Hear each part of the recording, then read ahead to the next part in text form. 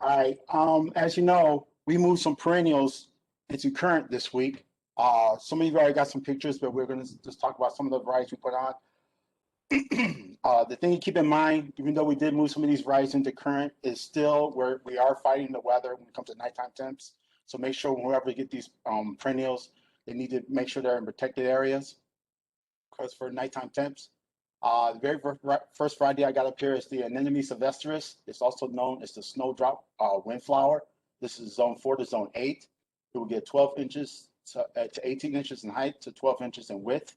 It has a white, yellow stamens. We grow this in a 19 centimeter. It prefers to be in moist but well-drained soil. It does well in the sun, 2-part shade. A very aggressive and very loose soil, spread and less in soil and clays, or clay soil, I'm sorry, clay soil. This is a spring bloomer. Replete blooms and may occur in the cooler weather of early autumn, which means you might get another bloom out of this during the course of the season. As you can see, it is can-full, nice green and lush. It actually does have some buds and flowers showing up. When the flowers first come up, they do droop like a teardrop. And then once the flower comes up, it just comes up aiming high up towards the sky. So like I said, this is the anemone. Next picture, please. So David talked about where these plants are at. These are currently in typically a clear poly house. We do not run heat on them per se unless it's going below 34 this time of year. So they are relatively tough. They will not sustain temperatures, I would say, below 30 degrees. So you need to keep that in mind when you're talking to your customers. But we did want to get these on. They are, you can see in this picture, about where you'd want them when they put them on their lots. So Next picture, please. Next variety we got up is the Aqualesia, also known as Columbine. This variety is a zone 3 to zone 8. Most of them will get up to 12 inches in height, that's just 12 inches in width. We grow this variety in a 19 centimeter. It prefers to be mellow, medium, but well-drained soil. Bloom time for this variety is usually from April throughout to May. It prefers the rich, moist soil and light to moderate shade. It remains attractive throughout the early summer as long as the soil is kept moist, attracted to hummingbirds, bees, and butterflies. The 4 varieties I have up in the top are the varieties that we have in current. As you can see, they're lush, green, can-full. If you have a customer who's not interested in all 4 varieties, but they just want something that's in bud and bloom, aim for the double dark blue and white. The very first picture I showed up there on the left. That one is already starting to get some buds on them, and then you're gonna be ready to be showing some color with the next period a week or so. The variety I have on the bottom is the only one of the varieties I don't have on, which is the lantern. It is smaller compared to the rest of the varieties. I hopefully will be able to move this into current within another week or maybe 2 weeks. But like I said, I can't put them all on because as you can see in the size, there's a big difference between the 2 sizes. So if a customer wanted all varieties, they're not going to get this one just because it's just, we need another week on this. If he needs it still for a landscape job, as you can see, it does have foliage on it. It is alive, it is doing well, but that's the only reason why this variety is not on there yet. So just keep that in mind. Next picture, please. The next one is the Dianthus Paint the Town series. What varieties I have up here is the Dianthus Paint the Town Red, the Town Magenta, and then also Town Fuchsia. These varieties also known as pink. There is zone 4 to zone 9. They get 6 to 8 inches in height, as well as 16 and 18 inches of width. The colors you would have between these, where you would have a deep magenta, a red deep pink, and also a pink, purple, red. Now, the very first variety is the Dianthus Paint the Town Red. This one is probably the variety that's out the most compared to the other 2 varieties. This was canned late in summer. It is well rooted, and as you can see, it's already full of some buds and colors. Other varieties are doing good, but like I said, if you got some customers who's really picky about wanting some color right now, aim for the Dianthus Paint the Town Red. It's doing very, very nice right now. It prefers to be in well-drained soil, is drought tolerant, water regularly during the first growing season. After that, it becomes drought tolerant, so just be very, very careful for the first season you get into your landscape. Bloom time for this variety is early summer to early fall. As a bright color perennial produces single flowers on top of a low mound blue-green foliage, continues to bloom, and it's a very fragrant flower. It's a good variety that attracts butterflies, and it's also considered to be bee friendly. Next picture, please. Okay, now we have the Delosperma series we have here, also known as ice plant. This variety is of 5 to zone 10. We have two variety color for this. One is a red. The other one is more of a multicolor, whereas it's an orange slash white with a little red center to it. Both varieties are at 19 centimeters. It prefers to be in dry but moist, well-drained soil. It's almost part of like a cactus family. So it's one of those things, once you get established, water, you can almost forget about it. But the thing about this, the bloom time for this variety is I have up there on the bottom or on the pictures. The Delosperma garnet is a variety that blooms in the early spring. As you can see right now, that picture, it is already starting to show some buds with some colors. Like I said, it's blooming almost, it's really good to show some colors right now. Once it starts showing color, it is a brilliant, beautiful color of red. The next variety we have here is the Delosperma fire spinner. This variety blooms more in the late spring into midsummer. So basically, as soon as the desert garnet is done blooming, the fire spinner just becomes into bloom. So that's one thing you want to probably have both of them in your landscape or in your rock garden. As you can see, they're great for ground cover, great for ground rock gardens, low maintenance, very low water. And like I see right here, some of them are already showing some color. And go ahead to the next picture, please.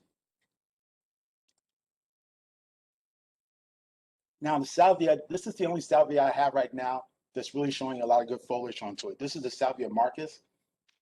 This is zone 4 to zone 8. It would get 12 inches in height as well as in width. This is a shorter version of the May night. It is blue, it will rebloom after you're deadheaded. We grow this in 19 centimeter, prefers in well-drained soil. This variety is considered to be deer resistant, but they do recommend you try to keep this variety dry during the course of the winter. It doesn't like having its feet wet over a long period of time. Easy to grow for a summer show of interest and color. Performs best in full sun. Real heat lover, and they respond well for shearing after blooming. After it's blooming, you want to make sure that's when you want to go ahead and trim this. And they come up really fast, especially during the heat of this during the summertime. So that's something to keep in mind for this variety. But for right now, the only salvia I have is the Salvia marcus. As you can see, nice green, nice foliage. No buds yet, but as you can see, it's retail ready. Next picture, please.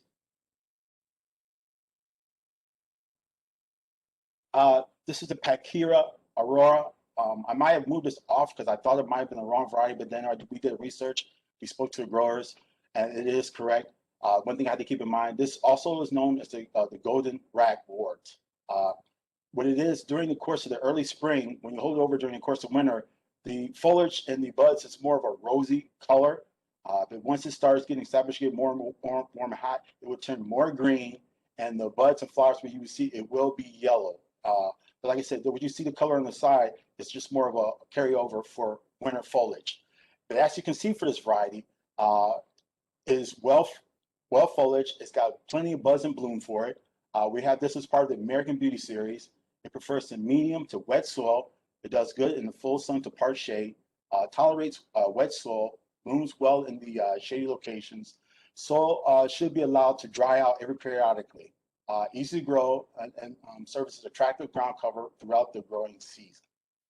Okay, and last we have the Veronica Pendula Georgia Blue, also known as the Creepy Speedwell. This is zone 6 and zone 9. It will get 1 inch in height as well as 1 feet in width. It's a tiny rounds of blue flowers. We grow this in a 19 centimeter. First, the average of medium to well-drained soil. Avoid poorly drained soil because it doesn't like having wet feet over a long period of time. Blooms early in the spring to late spring. This speedwell is a good ground cover because it forms a dense foliage mat that spreads. Hot dry site tolerant, rabbit and deer resistant. Is a good variety for attracting butterflies and hummingbirds. It prefers to be in the full sun. This is over there in T1. Once again, this is another variety that's in very minimum heat. As you can see right here, it is can full and it's already starting to show some buds and blooms, and it's starting to crack some color. So like I said, now one of the main things we want to keep in mind when it comes to perennials, we do plan like 10 to 7 days ahead.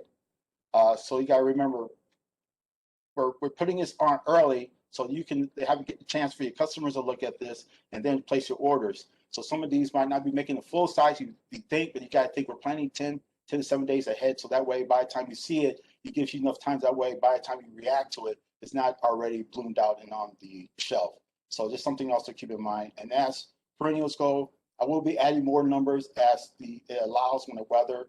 And like I said, keep in mind, protect these plants. That's what I have. You go ahead to Long Road now. The other thing to keep in mind, just a quick update on weather. What we're seeing that they're predicting long-term is typically 3 to 5 degrees above average for highs and lows. Once we get through this weekend, if you look at the weather for next week, it's supposed to be 60s. I think there's even a 70 in there later in the week. So the material that's in these houses will continue to keep coming, like Dave indicated. We'll continue to roll these on as they get ready. We're trying to be a little more on the front side this year as compared to last year. You see with the Columbine last year, they were almost in bloom when we put them on. This year, we're trying to just get more in front so it gives you guys a little bit more time to get the material down the road. So first up, tree-wise, is Spatula nigriculli, our heritage birch, zone 4 to 9. This plant will get 70 feet tall, 60 feet wide. It does have a flower on it in the spring. You really have to look. It's pretty insignificant. It tolerates a wide range of soils. It will tolerate black walnuts as well. For anyone that doesn't know, the main claim to birch in general is the exfoliating bark. So you're going to get a nice cream color bark. This is a river birch selection, so it's not going to be pure white. It's going to be an orangey white, more of a cream color. This is a very tough birch. Nice foliage. You can see in the picture there on the right. Lends itself well in the landscape. Next picture. Malice lollipop is one of the top crafts that we do. This is a shorter, more dwarf variety. It's the white flower, zone 5 to 8, 10 foot high, 10 foot wide. So like on this one, that 10 foot would be above the actual understock that's grafted to. Like most crabs, it tolerates a wide range of soil. It can be in somewhat wet conditions. Crabs in general are a pretty forgiving tree when it comes to soils, and they're also good for pollination. Fruit's not edible on this one. Some of the varieties that we grow, you watch in the winter, it's good feed for the birds once they get so far along. This plant has a very tight growth pattern, so it's going to be nice and tight. It's good for small areas, and it will give you since they're golden apples in the winter. Next. Boreal raindrops is one of the better ones that grow for disease resistant. So you can see the, I call it magenta pink. To me, it'd just be a dark pink, but it also has a dark purplish leaf. This plant gets 20 foot high, 15 foot wide. Very fragrant. And again, crabs prefer just about any type of soil as long as they're not sitting in water. This will give you red fruit in the fall. Pretty easy as far as overall care. It is a little bit on the larger side, so keep that in mind. Find that for the customers on their plant. This has been a very good, one of the newer introductions of the crabs that we grow. This has done a very good job for us over the years, and it's a very popular one as well. Sargentina is one that's been around for a while, similar to Sargent, just a lot smaller variety. Opens up flowers, you can see there, the buds are a medium pink, then they open to the white, and then in the winter or late fall, you have that bright red fruit. This is a very dense plant. They're saying 5 foot high, 8 foot wide, so it will continue to fill out, but it's going to be very tight. Not quite as tight as lollipop, but you can see it will stay tighter.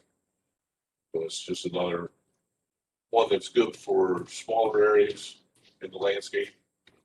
Like most crabs, it's pretty tolerant of most conditions. Next one's up is your Paw's Nut Flowering Cherry. I've always told people over the years that flowering cherries in general are a 10 to 20-year plant, mainly due to peach borer. This one is widely known. You can see in the picture, it's got the double pink flower. On the far right, you can see it puts on quite a display in the spring. Typically, they get 25 to 25 feet high, 20 foot wide, zone 4 to 8. Prefers a well-drained soil. Doesn't take quite the conditions that a malice will. Other than peach borer, it's relatively easy for care. Doesn't have a whole lot of issues.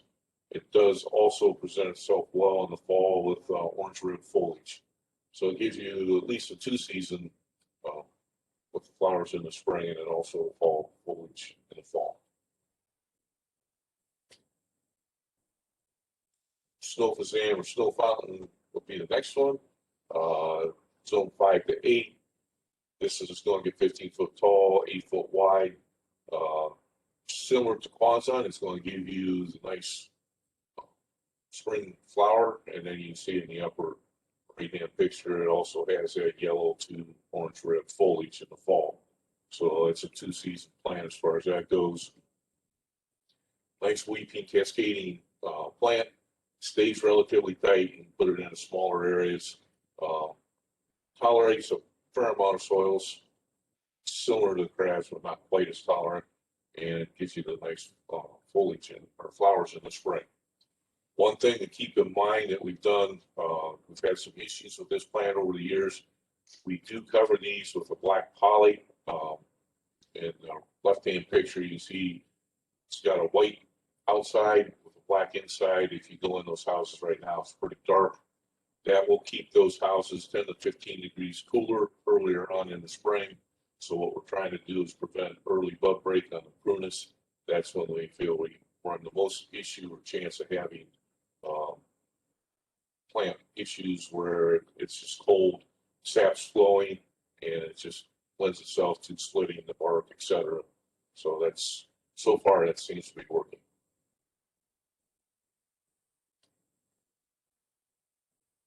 And the next one is a Bailey Halo that is done as a tree form. You can see the foliage there on the right, and then the fall winter color on the far right. These are 3 gallons. These are some 1 gallons that we had. We shifted them up last year. So got about 15-inch stem, and then we've got the 15 to 18-inch head on it. So it should perform itself well this way. Lends itself as a small tree. Cornice in general on the red twigs tolerate a wide varieties of soil. It does give you that nice white and green foliage throughout the summer. It should get about 6 foot high and 6 foot wide. So this is also one of the reasons for growing Bailey Halo is due to the fact that it's more disease resistant. There's less disease issues with the leaves in the summer as compared to Elegantissima. Any questions?